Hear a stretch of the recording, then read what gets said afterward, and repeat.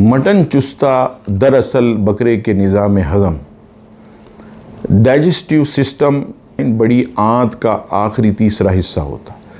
بعض اوقات اس میں اضافی چربی یا قیمہ گوشت بھر کر تیار کیا جاتا. مٹن چستہ کھانا جائز نہیں ہے کیونکہ یہ جانور کی آنت کا حصہ ہے اور حلال جانور کی آنتیں کھانا مکروہ تحریمی ناجائز اور گناہ، کیونکہ آنتیں جانور کی نجاست و گندگی کی جمع ہونے کی جگہ ہیں. لہذا جس طرح حدیث پاک میں مثانے کو مکروہ قرار دیا ہے، یہ پیشاب جیسی گندی چیز جمع ہونے کی جگہ ہے.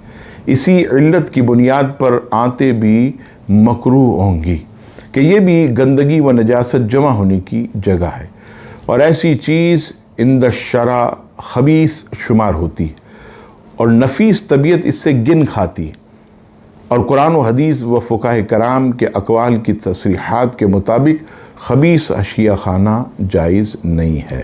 خبیث چیزوں کی ممانعات، سورہ اعراف آیت نمبر 157.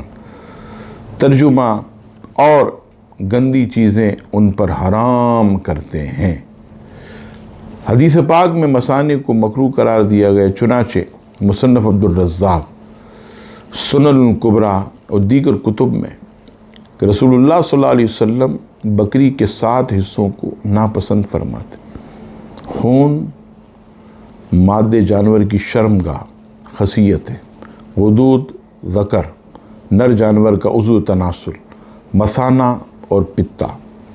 اور آپ صلی اللہ علیہ وسلم بکری کے اگلے حصے یعنی دستی کے گوشت کو پسند فرماتے تھے.